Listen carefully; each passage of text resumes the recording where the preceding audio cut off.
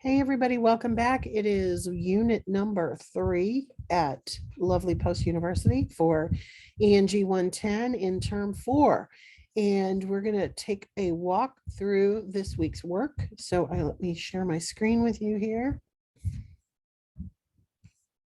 And we will go to unit number 3. All right, so we are continuing the process of learning how to gather information and include it in our writing. So in week 2, you were given an article to use along with the correct citation and all of that fun stuff.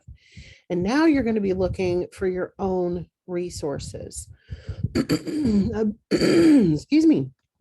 A big part of academic writing is properly attributing the information to the source. So whether you're quoting something, paraphrasing it, summarizing it, whatever the case may be, you're always going to have two indications of where that source information is being used. One will be a references page and then the in-text citations. You practiced that last week with the quoting, but you will also be doing that whenever you paraphrase from a source or summarize what it had to say. You're always going to be including those in-text citations, which for APA involve the year that they were published. If you do not have a year, then you do indicate that by putting in period, D period for no date. And of course, most of the sources that we're looking at, or most of the topics that we're looking at are somewhat reliant on timely sources. So it's always a little bit questionable if you have a source that doesn't, give any indication of when it was published, especially for any topic that might be scientific or medical, that kind of stuff. So you're going to be learning about thesis statements, plagiarism, and citing sources. And you're going to have, as usual, some readings to do, some resources to look at, and then 2 assignments.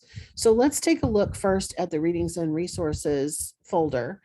You've got some information about developing a thesis statement. Now, you're only writing one full essay this term, but most of you are familiar with the term thesis statement, and that is where you state the main point of your essay. If you're only writing a single paragraph, like we have in the past, then you will typically have what's called a topic sentence, which is essentially the same thing, but instead of being, the main point for a whole essay, it's just the main point for that particular paragraph. So thesis statements are sometimes tricky, but they do occur. They go at the end of your introduction.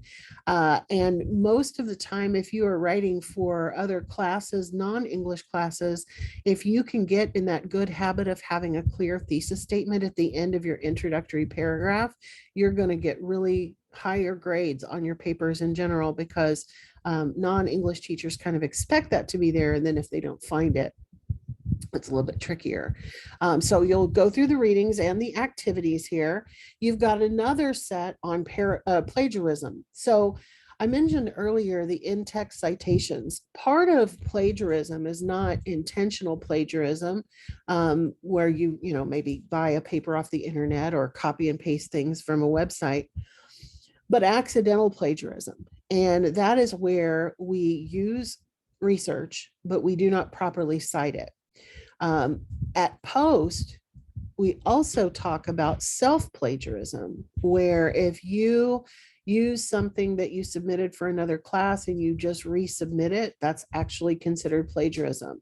In the long run, I don't mind when people build off of projects they've done before, but it can't just be the same project. So I do agree that just using the same paper without any changes is definitely a problem.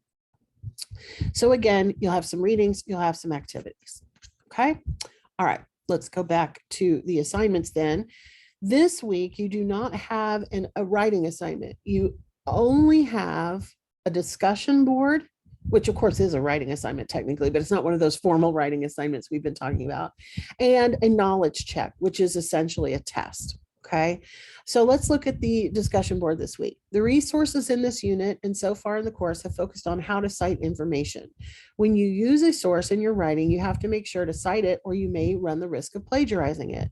But what is the big deal of plagiarizing? And the discussion board is going to examine that. So first, in your own post, consider a scenario. You've been working for a fairly well-established investment firm for the last 4 months. You and a coworker were both assigned to write a report on the same startup business to determine if you should invest in it.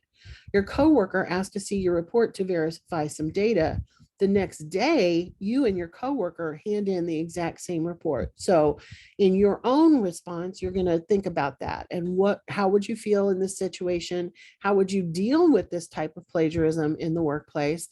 And then, of course, what actions should the boss take if there are two employees, one is plagiarizing off of another? So then, of course, you'll post your response to the discussion board by Wednesday night, and then you have until the following Sunday to respond to your classmates. And as you respond, here's what you should think about. In response to your classmates, consider how your response to plagiarism is different than their response. What makes your two responses alike? What makes them different? What other possible scenarios of plagiarism might come up in the workplace?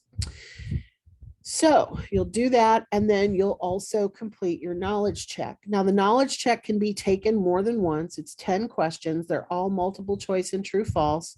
So each question is worth 10 points, and you can take it more than once, but I would do all of my readings and activities and take it right away.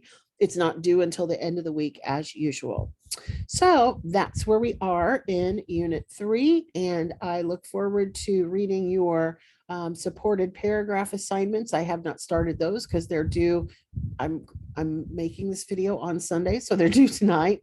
But of course, I've been keeping up with your discussion boards all week, and I will be giving you feedback on both of those things. Make sure, remember, when you do get a grade back on something, that you actually click on the grade in your grade book and read all of the comments, as well as looking at the rubric to see how you scored.